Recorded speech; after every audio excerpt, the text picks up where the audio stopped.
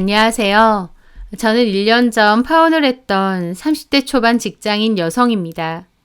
연애하는 동안 서로 너무 좋아했고 결혼해서 행복하게 잘 살자고 약속했었는데 그런 남자와 이토록 허무하게 그리고 안 좋게 끝이 날 줄은 몰랐습니다. 한때 인생의 반려자이자 반쪽이라고 생각했던 남자였기에 또 그간의 추억도 있었기에 씁쓸하기도 하지만 한편으론 그런 미친 집으로 시집갈 뻔한 게 아찔하기도 합니다. 이혼보다는 파혼이라고 식전에 끝이 난 게 다행이다 싶기도 하고요. 남친이랑 저는 대학교 때 동기로 알게 된 사이였습니다. 그때는 같이 어울려 다니는 동기 무리들 중 한 명이었고 친구였어요. 그러다가 사회생활 하고 나서 남친의 고백으로 연인으로 발전하게 되었죠. 저희는 5년 정도 연애를 했습니다. 남친 부모님은 인테리어 자재 관련 사업체를 운영하고 계시고요. 남친도 원래는 학교 졸업하고 다른 회사 다니다가 퇴사하고 부모님 밑에서 일을 했습니다. 자기가 그 사업체를 물려받을 거라고요. 남친은 늘 자기네 집이 돈이 많다고 자랑도 잘했습니다. 부모님 하시는 사업도 크게 경기에 영향 안 받고 꾸준히 잘 된다고 했고요. 대학교 다닐 때도 이미 먼저 차를 사서 동기들을 태우고 다니기도 했습니다. 학생들이라 차가 흔치 않았는데 남친은 차가 있었던 거죠. 조금 허세가 있다고는 생각했지만 제 눈에는 그런 것도 귀여워 보였어요. 남친네 부모님께서도 저희 집에서도 저희가 오래 연애를 했다 보니 자연스럽게 결혼할 것이라고 생각하신 것 같아요. 그래서 특별한 프로포즈 없이 자연스럽게 결혼 이야기가 오갔고 준비도 하게 되었습니다. 결혼 준비를 할 초기만 해도 흔한 싸움 한 번 없이 순조로웠습니다. 모든 것이 순조로웠고 거리낄 부분이 별로 없었어요. 결혼하고 나면 남친하고도 연인처럼 알콩달콩 잘 지내고 남친 부모님에게도 잘하고 싶은 마음이 컸었죠. 결혼 전 서로의 집에 가서 정식으로 인사할 때 저는 어머님께 드릴 꽃바구니를 사서 방문했었는데요. 어머님은 몹시 기뻐하시더라고요. 어머 세상에 우리 지연이만큼 예쁜 꽃을 사왔네. 아들한테도 못 받아본 꽃바구니를 지연이한테 받는구나. 에이, 제가 전에 사드렸잖아요. 언제? 엄마는 기억도 안 난다. 하여튼 고맙다 지연아. 나 너무 기분 좋다. 좋아해 주셔서 제가 더 좋아요 어머님. 그렇게 화기애애한 분위기였고 제가 가면 환대를 해주셨습니다. 저희 집에서도 남친을 사윗감으로 마음에 들어 하셨고요. 그렇게 모든 것이 계속 순조로웠으면 제가 파혼을 하지도 않았겠죠. 삐그덕거리기 시작한 건 예비 신우가 등장하면서부터였습니다. 남친에게는 여동생이 있었는데요. 여동생은 남친보다 4살이 어렸지만 결혼은 먼저 했었습니다. 남친 말로는 자기 여동생이 원래 자기랑 똑같이 생겨서 눈도 작고 덩치도 좀 있는 편이었는데 성형으로 얼굴 싹 바꾸고 부산에서 꽤나 부자인 남자 만나 결혼을 했다고 했었어요. 결혼하고 나선 부산으로 내려가서 살고요. 부산이 해외도 아니건만 멀다고 친정에는 자주 안 올라온다고 했어서 저도 연애 기간 동안 여동생을 본 적은 거의 없습니다. 그런데 자기 오빠 결혼 준비한다고 하니 친정 나들이 왔다고 하더라고요. 미리 인사하는 게 좋을 것 같아서 밖에서 식사를 하기로 했어요. 남친과 오래 사귀었지만 여동생을 직접 본 적은 없었기에 궁금하기도 하고 설레기도 했습니다. 그런데 안녕하세요. 반가워요. 날도 추운데 온다고 고생. 아, 추워 죽겠구만. 왜 여기를 골라? 오빠가 여기 골랐어? 제가 말을 하는데 갑자기 말을 탁 끊고는 자기 오빠한테 투덜거리는 겁니다. 너 엄마 차 타고 왔잖아. 근데 뭐가 추워? 나는 말라서 찬바람이 바로 뼛속으로 들어온다고. 그러면서 자리에 먼저 확 앉더라고요. 첫 만남이었지만 무례한 태도에 당황스럽고 성격에 놀라기도 했습니다. 그렇게 저도 앉았는데 여동생은 저를 힐끗 보더라고요. 저를 훑는 것 같기도 하고 제가 들고 온 가방을 보는 것 같기도 했습니다. 이거 진짜예요? 네? 이 가방 진짜냐고요? 이거 구하기 힘든 건데. 그 가방은 명품 잡화 관련 잡지사 에디터로 일하는 동생이 일하러 외국 갔다가 사준 가방이었습니다. 아, 여동생이 출장 갔다가 선물로 줬어요. 이게 얼마짜린데 선물로 톡톡 줘요? 언니네 집 그렇게 부자예요? 그리고 진짜 맞아요? 어디서 짝퉁 사온 건 아니고? 하면서 낄낄거리는 겁니다. 저도 그 순간 기분이 확 나쁘고 얘 뭐야? 싶더라고요. 표정이 확 굳었죠. 제 동생이 사다 줬다는데 지가 뭔데 낄낄거리고 있나요? 그리고 제 여동생은 명품 잡지 에디터라서 명품을 알아도 지보다 훨씬 잘하는데요. 저는 버릇도 없고 싸가지는 더 없는 남친 여동생의 성격에 몹시 불쾌한 채로 일단 식사 주문을 했습니다. 맛있고 분위기도 좋아서 제가 거기로 예약하자고 한 건데 신우는 내내 틱틱거리면서 이게 맛있냐, 차라리 다른 데를 가지 어쩌고 저쩌고. 저는 남친 여동생의 상상 초월 싸가지에 경악을 했는데 남친은 익숙한지 별 생각 없어 보이더라고요. 저는 속으로 혼란스러웠죠. 결혼도 하기 전에 시짜짓 하는 건가 싶기도 하고요. 하지만 남친은 그런 여동생을 그냥 귀엽다는 듯 바라보는 게 제일 문제였습니다. 게다가 남친도 제가 앞에 앉아있고 저를 소개해주는 자리잖아요. 그런데 저는 안중에도 없고 지 여동생이랑 둘이서 지들만 아는 얘기만 내내 하면서 낄낄거리고 있는 겁니다. 저는 평소에 남친이 배려심도 많고 제 생각을 많이 해주는 사람이라 생각했는데 저는 투명인간 취급하면서 동생하고만 낄낄거리는 그 모습을 보고 있자니 내가 아는 그 남자가 맞나 몹시 낯설더라고요. 그때 저는 무슨 꺼다 놓은 보리자루 같았고 뻘쭘했습니다. 그럼에도 남친은 자기 여동생하고 한참이나 이런저런 얘기를 했어요. 어릴 때 이야기, 친척 이야기, 저는 알지도 못하는 이야기들이었죠. 그렇게 앉아있는 게 몹시 불쾌하고 기분 나빴습니다. 식사하고 그 레스토랑에서 커피까지 먹고 일어났는데요. 2시간 정도 있었는데 체감은 20시간 있었던 것 같아요. 너무 불편하고 짜증나서요. 그렇게 자리가 파하자마자 저는 남친에게 불만을 토로했어요. 그런데 오히려 남친은 지연아, 너 너무 그러지 마라. 내 동생 시댁 눈치 보여서 그랬는지 뭔지 친정에 잘 올라오지도 않았어. 그래서 나도 잘 보지도 못했단 말이야. 그러니까 오랜만에 봐서 우리끼리 이런저런 얘기 좀 할 수도 있는 거지. 올라온 지 이미 며칠 됐다며. 집에서 얘기 안 했어? 아, 어쨌든 나도 바빠서 쟤랑 대화 오래는 못했단 말이야. 아니 근데 네 동생은 나한테 왜 이렇게 무례하게 굴어? 뭘 무례하게 굴어. 그냥 성격이 워낙 솔직해서 그런 거지. 말만 좀 저러지 마음은 여리고 착해. 너도 알고 지내다 보면 심성은 착하다는 거 알 거야. 심성 착한 사람이 말을 그렇게 싸가지 없게 한다고? 아무리 그래도 내 동생인데 그런 말은 좀 그렇다.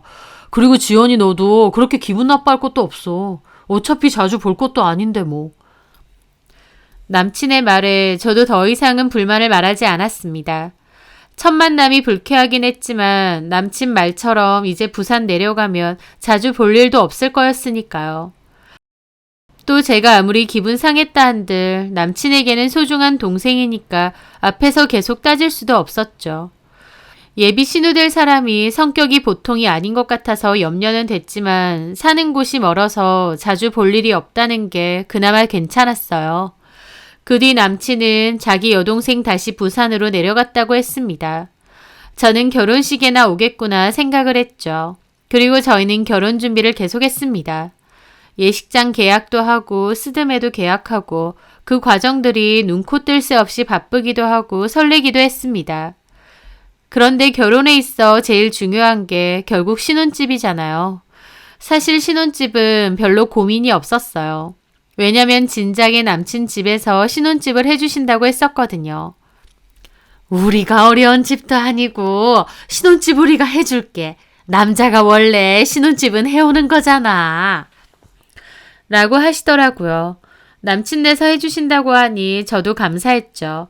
그래서 저도 그에 상응하는 혼수 예단과 더불어 남친 차를 바꿔줄 생각도 있었어요. 왜냐면 저도 결혼을 위해 모아둔 돈이 있었고 부모님도 보태주신다고 한 돈이 있었거든요. 사실 남친은 개인적으로는 모은 돈이 거의 없었습니다.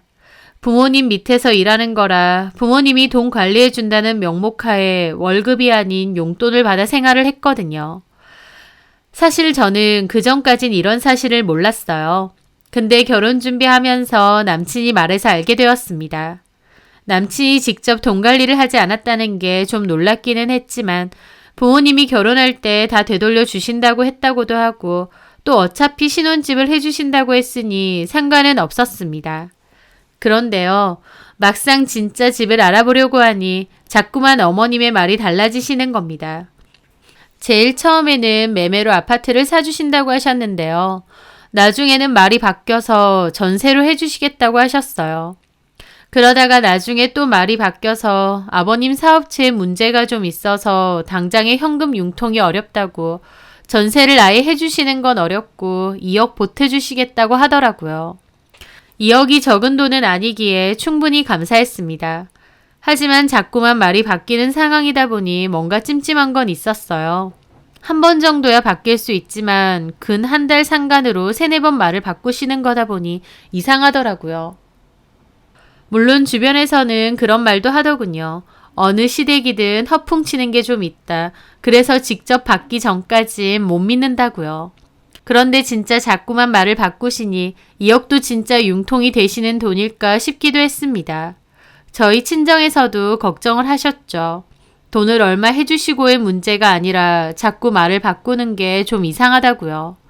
그 와중에 어머님이 저에게 전화가 와서는 회사 경영을 하다 보면 이런 일 많거든. 근데 당장 자금 융통이 어렵다는 거지. 우리 집에 돈이 없다는 건 절대로 아니다. 그리고 생각해보니까 신혼으로 전세 사는 것도 나쁘지 않은 것 같아. 일단 그렇게 살다가 전세 기한 끝나면 우리가 아파트 하나 해주마. 네, 어머님.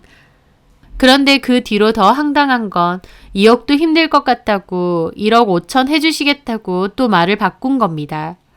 1억 5천이면 제가 해가려고 했던 돈하고도 똑같습니다. 제가 모은 돈이랑 집에서 도와주신다는 돈 합치면 1억 5천 정도 되는데 결국 저희 집에서 마련하는 돈이랑 남친네 집에서 마련하는 돈이랑 똑같은 거예요. 집은 우리가 해준다고 남자 집에서 해주는 거라고 그렇게 큰 소리 치셨는데 결국 제가 해가는 거랑 남친이 해오는 게 똑같은 상황이 된 거죠. 게다가 며칠 사이 또 말을 바꾸신 거다 보니 1억 5천은 진짜 해주시는 게 맞을까 의심이 되더라고요. 사업체 운영하시고 남친이 기복 없이 잘 된다고도 했는데 사실은 그게 아닌가 싶기도 하고요. 며칠이면 금방 바꾸실 말을 왜 자꾸 하시는 건지도 모르겠더라고요. 저희 친정부모님 제 얘기 듣고 이건 아닌 것 같다고 결혼 준비하지 말라고 하셨습니다. 정확히는 사기꾼 집인 거 아니냐고 왜 자꾸 말을 바꾸냐고요. 차라리 처음부터 여력이 안 되면 솔직하게 얘기를 하면 되는데 상견례 자리에서도 집은 우리가 해준다고 그렇게 거들먹거리면서 큰소리 쳐놓고 짧은 기간 동안 말을 몇 번이나 바꾸는 거냐고 화가 나셨죠. 저도 말 전하는 것도 부모님 보는 것도 민망하더라고요. 저희 부모님은 그냥 이쯤에서 결혼 접으라고 대놓고 거짓말하고 자꾸 말 바꾸는 사람들은 그게 습관이라고 하셨습니다. 그래서 저희 아빠가 직접 남친에게 전화해서 결혼 없던 일로 하자고까지 하셨는데 남친이 저희 집에 찾아와 무릎 꿇고 울고불고 했었죠. 일시적인 재정 문제가 좀 생겼고 부모님도 엄청 곤란하신 상태라서 그렇다며 부모님도 미안해 하신다고 하면서요. 남친이 그렇게까지 매달리니 마음이 아팠고 무엇보다 저도 남친이 좋아서 헤어지고 싶지는 않았어요. 그래서 오히려 부모님을 설득했고 부모님도 일단 더 진행하지 말고 보류는 하라고 하셨어요. 그 후 시간을 두고 저도 생각을 정리하는데 암만 생각해도 뭔가 이상하다 싶기는 한 겁니다. 그렇게 고민이 깊어지던 때였어요. 하루는 어머님이 전화가 와서는 내일 퇴근하고 저희 회사 근처로 갈 테니 시간 좀 내라고 하시는 거예요. 저는 알겠다고 말씀드렸고 여기까지 오시는 거다 보니 식사도 하기 위해 식당 룸으로 예약도 했죠. 어머님께도 장소 알려드리고요.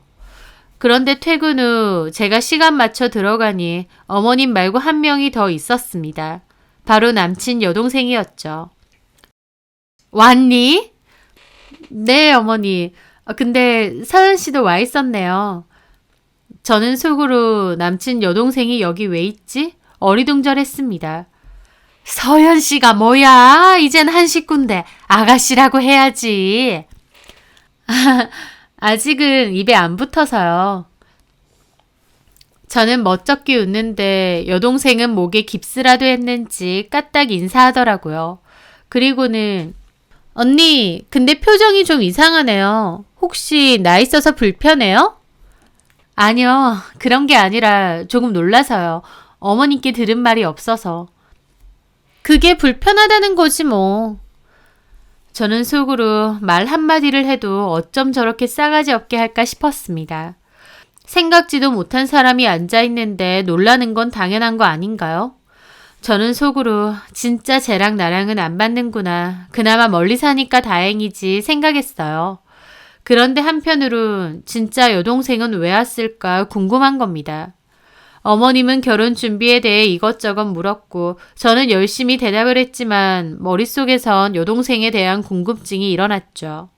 남친 여동생은 왜 왔을까? 부산 내려갔다더니 금방 올라왔네? 그 생각만 하고 있었어요. 그런데 왜 남친 여동생까지 왔는지 그 이유를 알게 되었습니다. 식사를 하던 도중 어머님이 갑자기 본론을 꺼내셨어요. 사실 내가 보자고 한 이유는 너네 신혼집에 대해서 얘기할 게 좀 있어서. 저는 그 순간 어머님이 혹시 1억 5천도 못 해주시겠다 그 말을 하실 건가 싶었습니다. 만약 그렇게 되면 진짜 저도 다시 생각해야겠다 싶었어요.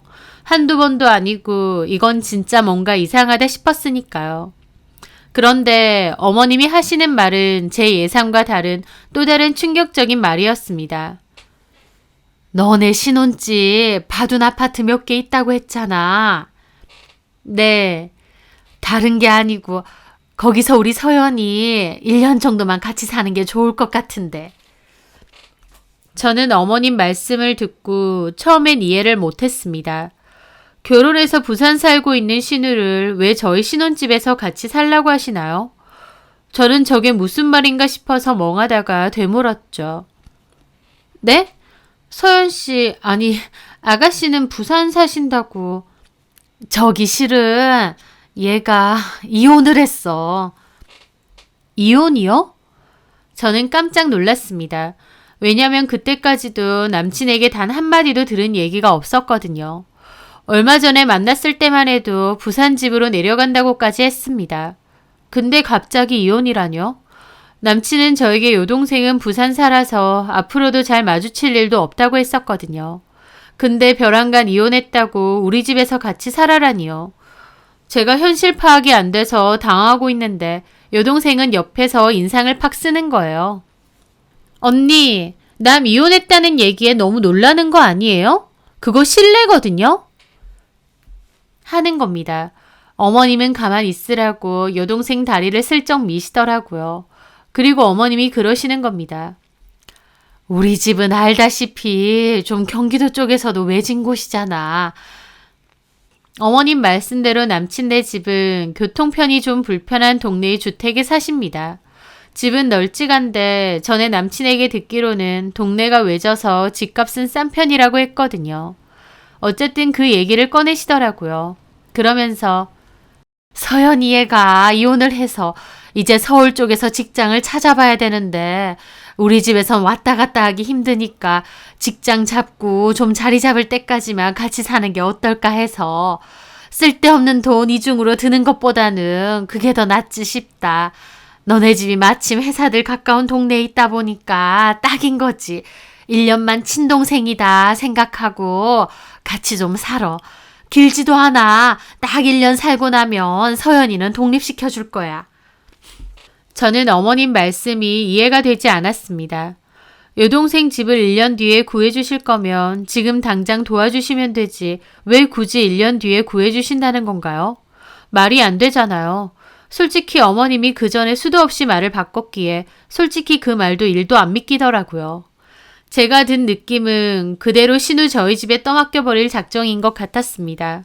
1년 됐다고 칼같이 나가라고 할 수도 없고 적당히 뭉개고 있을 것 같았고 또 시댁에서는 이리저리 말 바꿀 게 뻔했죠. 다른 걸 다 떠나서 성격이나 좋고 착하면 생각해 볼 수도 있을 겁니다. 근데 싸가지는 보통 싸가지인가요? 잠깐만 같이 있어도 혈압이 상승되는데 저 싸가지 없는 남친 여동생이랑 신혼기간 내내 같이 살아야 된다고요? 그 모든 상황이 다 황당하기만 했습니다. 남친에겐 한마디 듣지도 못했는데 여동생이 이미 이혼했다는 것도 놀랐고 같이 살라고 종용하시는 것도 어이없기만 했죠. 그런데 혼란스러운 제 앞에서 여동생은 더 황당한 소리를 하더라고요. 언니 표정 너무 안 좋은 거 아니에요? 저도 솔직히 그렇게 같이 살고 싶은 건 아닌데요. 엄마가 1년만 그렇게 살라고 하니까 저도 어쩔 수 없잖아요. 그리고 들어보니까 우리 집에서 집 할 때 1억 5천인가 해준다면서요. 내가 공짜로 살겠다는 것도 아니고 우리 집서 그 정도 받으면 신우랑 좀 같이 살아도 되는 거 아니에요? 저는 얘가 정신이 나갔나 싶더라고요. 남친 집에서만 해주는 것도 아니고 저희 집에서도 똑같이 해주는데 무슨 개떡 같은 소린가요? 게다가 서울 지역에서 남친이랑 저 합쳐서 3억이면 전세 구하기도 힘듭니다. 그래서 당연히 대출도 해야 되고요. 아예 집을 사준다고 해도 같이 살라고 하면 싫을 마당에 똑같이 해오는 건데 얘가 뭔 소리를 하는 건가 싶더라고요. 저도 인상 쓰며 그랬죠. 그 1억 5천 저희 집에서도 똑같이 해오거든요. 나 오빠랑 반반 결혼하는 거예요. 제 말에 남친 어머님도 표정이 안 좋더라고요. 너 그것 때문에 기분 상했니? 당장은 우리가 1억 5천 해주는 거지만 나중에 너네 전세 계약 끝나면 집 해준다니까?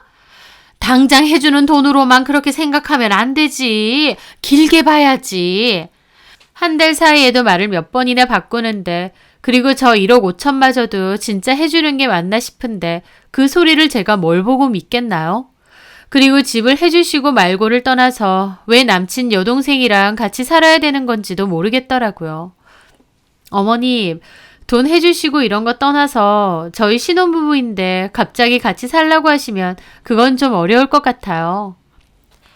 예, 너 말 정말 서운하게 한다. 서연이 얘는 이제 네 신우고 가족이야. 가족끼리 그 정도도 못 해줘? 그냥 방 한 칸 내주는 건데 그렇게 말해? 나 정말 서운하다. 어머님, 그냥 방 한 칸 내주는 것처럼 쉽게 결정할 건 아닌 것 같아요. 내가 뭐 어떻게 한다고요? 아, 진짜 기분 나쁘네. 얘 취업하고 자리 잡을 때까지만 가족끼리 좀 도와주라는 게 그렇게 싫을 일이니? 내가 이렇게 부탁하는데도? 하면서 도리어 저를 이상하게 몰아가는 겁니다. 부탁은 무슨 부탁이신가요? 처음부터 맡겨놓은 것처럼 대놓고 살라고 하셔놓고요. 그 순간 저는 진짜 결혼이고 뭐고 안 해야겠다 싶더라고요.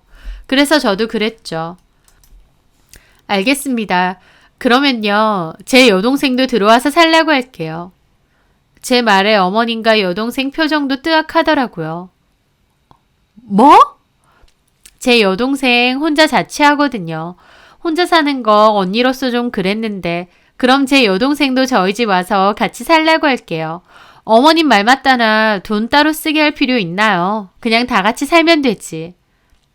제 말에 어머님 기가 막혀 하는 겁니다. 지연아, 너 그렇게 안 봤는데 성격 보통 아니다. 갑자기 네 여동생도 같이 살게 한다고? 지금 내 말에 어깃장 놓는 거야?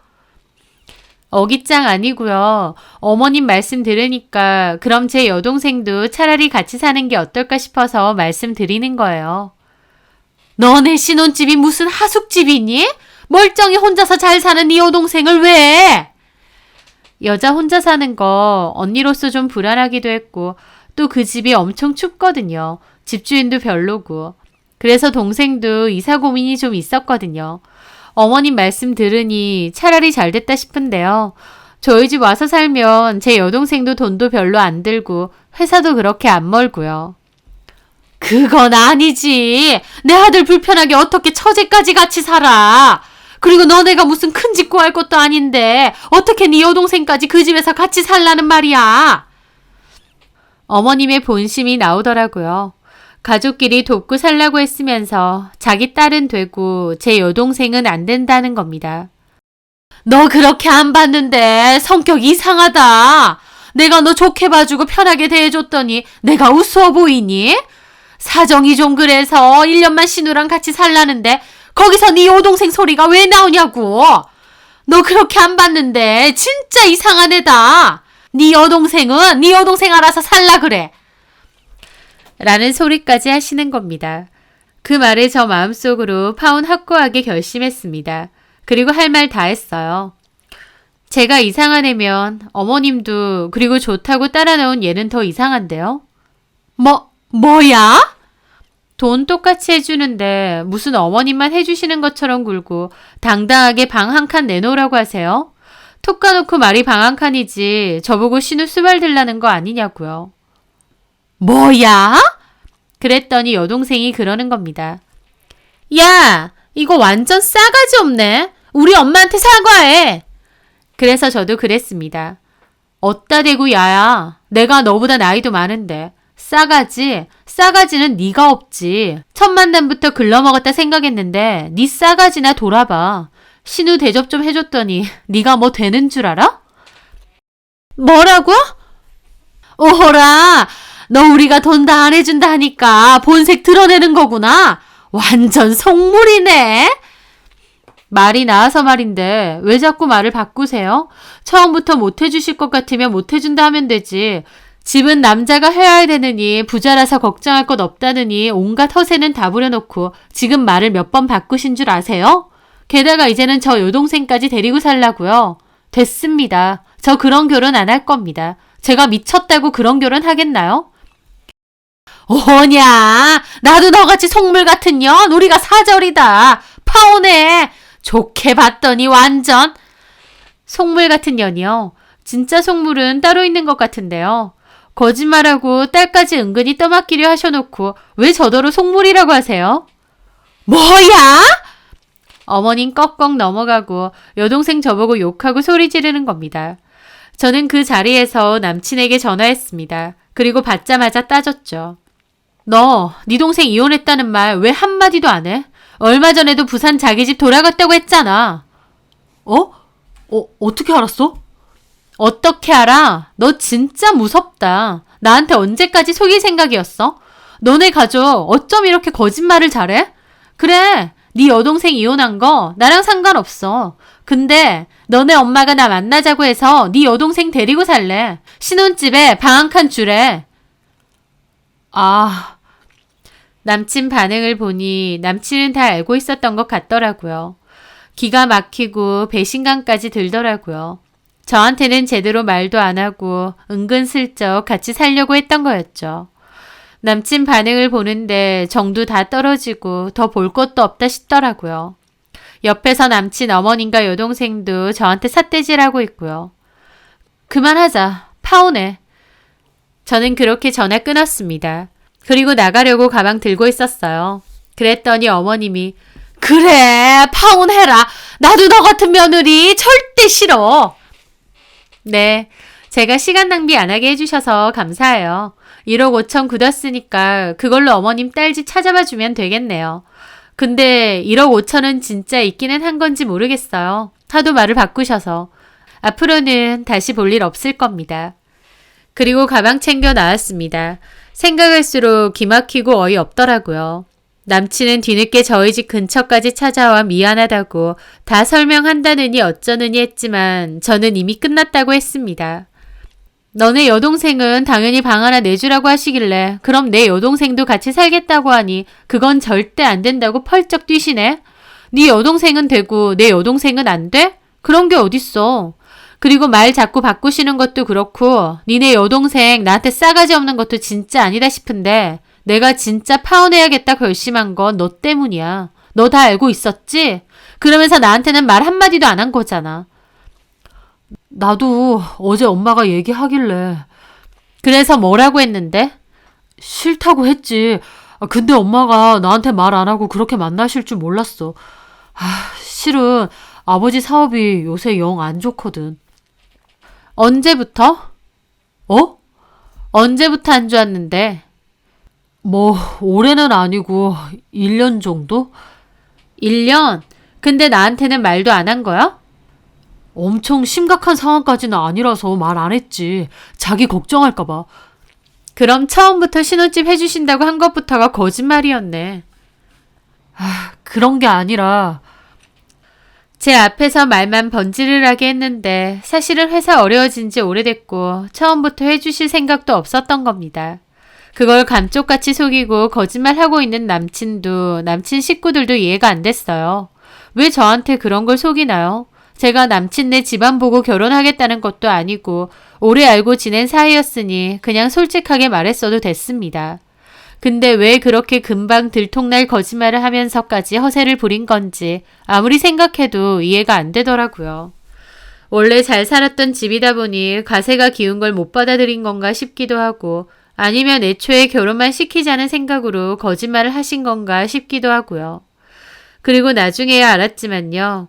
남친은 그 순간에도 저에게 거짓말을 했습니다. 자기 집 사업 심각한 상황은 아니라고 했는데 나중에 파혼한 뒤에 다른 친구한테 들었는데요. 건물 통째로 임대 내놨다고 하더라고요. 사업이 아예 망한 겁니다. 저랑 파혼하고 반년도 안 돼서요. 그거 듣는데 기가 막히더라고요. 저한테 변명을 하는 그 순간에도 거짓말이었던 겁니다. 도대체 뭘 위해서 저를 그렇게 속인 건지 이해가 안 됐습니다. 어쨌든 그 일로 남친과는 파혼을 했는데요. 그 뒤로도 뒷목 잡는 일은 있었어요. 남친이 대학 동기들한테 예비시댁에서 돈 많이 안 해준다고 그래서 파혼하자고 했다고 말도 안 되는 소리를 퍼뜨린 거죠. 저는 비록 안 좋게 끝은 냈지만 그래도 한때의 추억이 있으니 주변에 아무 말도 안 하고 조용히 끝내려고 했습니다. 근데 도리어 자기가 뒤에서 저런 말을 퍼뜨리고 다닌 거예요. 저 너무 열받아서 진실을 다 얘기했습니다. 1달 반 기간 동안 4번 이상 말이 바뀐 것도 신혼집에 여동생 같이 살려고 한 것도 그 모든 걸 다 저에게는 속이고 어물쩍 넘어가려 했다는 것까지 전부요. 오히려 제 얘기 듣고 동기들 사이에서 소문 다 나고 전남친 손가락질 했습니다.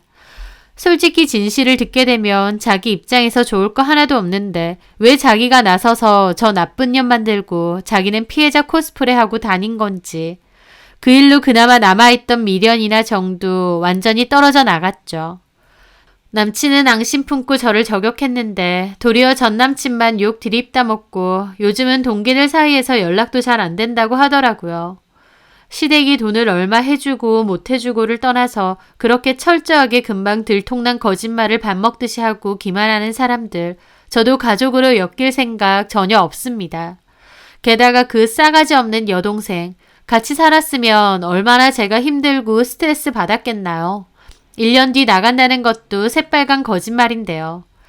더욱이 가족이니까 신우는 데리고 살라 하면서 제 여동생은 절대 안 된다고 펄쩍 뛰었던 어머님의 이중성. 그 집 사람들이 어떤 사람들인지 이제 알겠다 싶으니까 좀 소란스럽긴 했어도 결혼까지 안 가고 이렇게 끝이 난 게 천만다행이구나 싶기도 합니다. 시끌시끌하고 골치 아픈 1년이었지만 그래도 잘 마무리되었고 제 스스로 똥통에 발 안 담궜으니 그걸로 충분하다 생각하려고요.